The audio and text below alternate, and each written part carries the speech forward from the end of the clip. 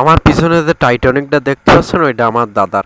আমার দাদা 40 বছর আগে এই আটলান্টিক মহাসাগর ভ্রমণ করতে এসে আর বাড়ি ফিরেনি। তাই আমরা এই 5-7 জন আজকে বহুত বছর পরে, 40 বছর পরে আমরা 5-7 জন মিলে খোঁজ দিয়েছি আমার দাদার হারানো সেই টাইটানিকটা খুঁজে পাই কি। খুঁজদি আমরা এক পর্যায়ে এসে দেখি আটলান্টিক মহাসাগরের তীরে আমার এই দাদার টাইটানিকটা পড়ে রয়েছে। আমরা খুব কষ্ট নিয়ে, বুক ভরা আশা নিয়ে আমরা এই আটলান্টিক মহাসাগরের তীরে এসে আমার খুব ভালো লাগতেছে যে আমার দাদার আবিষ্কৃত টাইটানিক জাহাজটা এই নদীর ধারে, এটা আটলান্টিক মহাসাগরের ধারে পড়ে রয়েছে।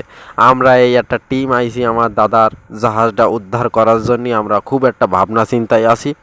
এসে দেখি যে এক চাচা এই জায়গায় 40 বছর ধরে আমার দাদার টাইটানিকের পাশে বসে বসে সে আমার দাদার টাইটানিকটা সংরক্ষণ করতেছে। ওই যে দূরে দ্বীপটা দেখতে পাচ্ছেন, ওই দ্বীপটা দেখতেই এলো আমার দাদা আটলান্টিক মহাসাগরে। সেই আটলান্টিক মহাসাগরের যে দ্বীপটা, ওই দ্বীপটা দেখতে এসে আমার দাদা আর ফিরে যায়নি। এই সেই টাইটানিক জাহাজটা এখনো পর্যন্ত পড়ে রয়েছে। এই কাকু আমরা এসে দেখি সে আটলান্টিক মহাসাগরের তীরে আমার এই দাদার টাইটানিকের পাশে বসে বসে সে আজকে দীর্ঘ 40 বছর যাবৎ এই মাছের কারবারি করে যাচ্ছে। আজকে এই কাকু অনবীক্ষণ যন্ত্র দিয়ে খুঁজে নদীর ধারেতে মাছ সংরক্ষণ করে বেছে তার সংসার চলে। আর সেই টাকাই সে চলে। আর আমরা আরও জানতে পারলাম যে আমার কাকু আজকে এই টাইটানিক জাহাজটা সংরক্ষণ করে যাচ্ছে।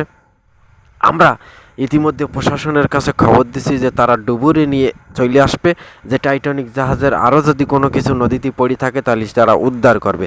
এই যে আটলান্টিক মহাসাগর আমার দাদার সব কিছু কেড়ে নিয়েছে। আমার দাদা ঘুরতে এসে আর বাড়ি ফিরিনি। আর ওই যে দ্বীপ, ওই দ্বীপটা হচ্ছে খুব ভয়ঙ্কর দ্বীপ। ওই দ্বীপই ঘুরতে এসে আমার দাদা আর এখনো পর্যন্ত বাড়ি ফিরে যায়নি। আমার দাদার আমি খুব ভালোবাসি। আমার দাদা আর হয়তো কোনোদিন ফিরে আসবে না।